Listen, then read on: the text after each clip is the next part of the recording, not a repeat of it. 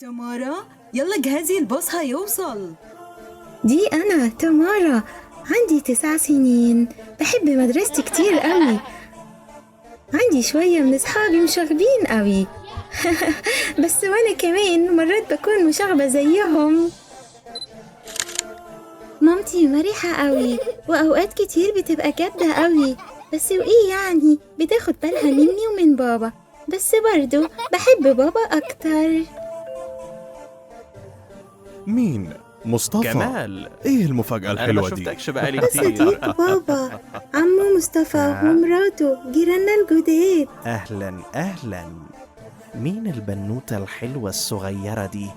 كان هيكون أفضل لو كان عندهم أطفال صغيرين ألعب معاهم شكرا. عمو مصطفى بقى هو اللي بيوصلني كل يوم للمدرسة عشان بابا بيأخر على شغله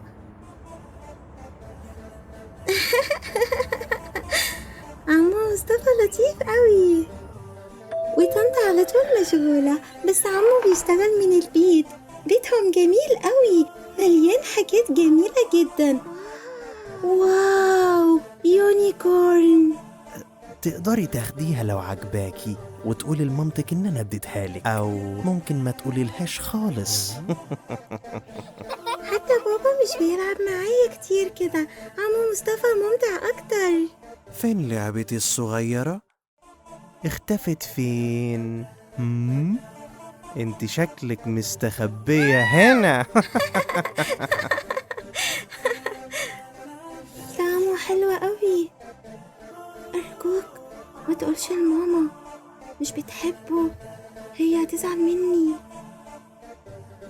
كنت عايزة أحكي لماما بس كنت خايفة. وليه ما كلش آيس كريم؟ كل صحابي بياكلوه. ايه رأيك نلعب لعبة جديدة، لعبة سرية؟ الله، فكرة جميلة. تعالي معايا.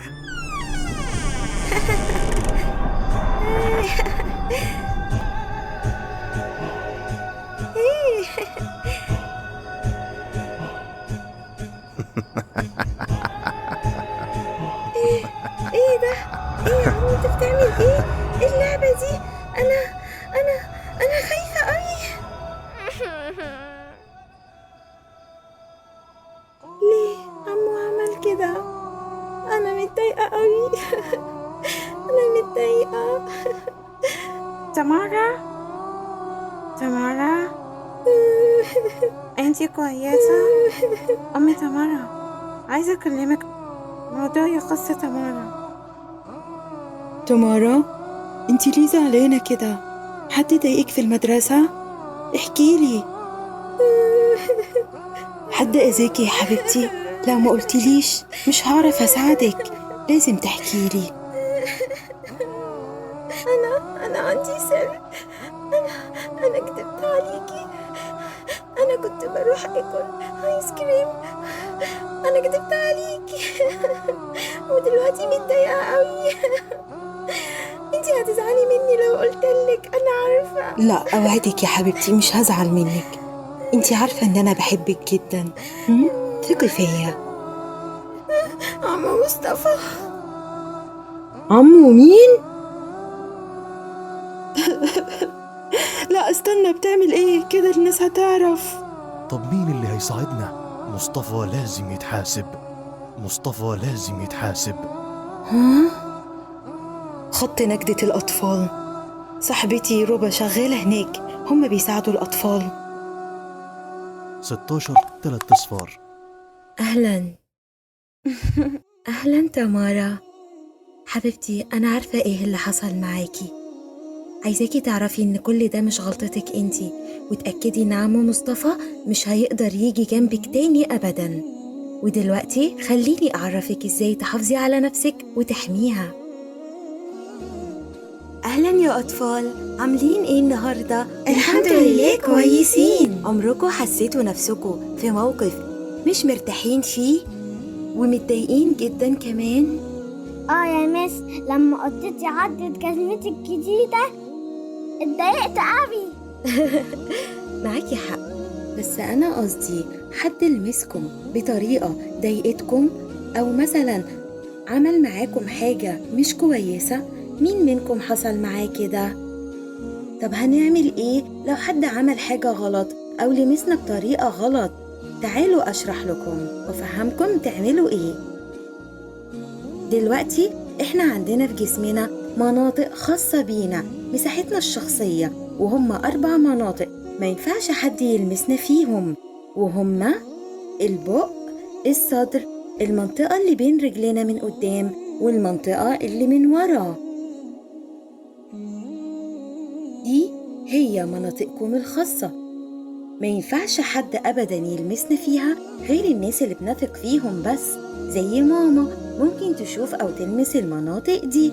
دلوقتي قولولي، لما ترجعوا البيت من المدرسة وماما بتحضنكم حضن دافي بتحسوا بإيه؟ مرات بيبقى ريحتها أكلي بس مش بتبقوا فرحانين جدا؟ فعلا.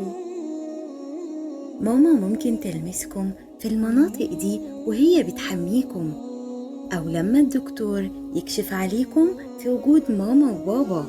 اللمسة دي بتحافظ عليكم نضاف وكويسين. لما حد بنحبه بيلعب معانا ويهتم بينا ويلمسنا بنسميها لمسة الأمان. لكن لو حد غريب لمسك في منطقة من دول ده غلط، وممكن يخليكم تحسوا بإنكم مكسوفين أو خايفين أو متضايقين ومش مرتاحين وزعلانين. وفي ناس ممكن تفرجكم على صور وأفلام وحشة ويجبروكم تقلعوا هدومكم أو يلمسوا مناطقهم الخاصة قدامكم. كل المواقف دي مش أمان ليكم، وبنسميها اللمسة الخطيرة والوحشة. وفي ناس بتعمل كده حتى لو كنتوا متضايقين.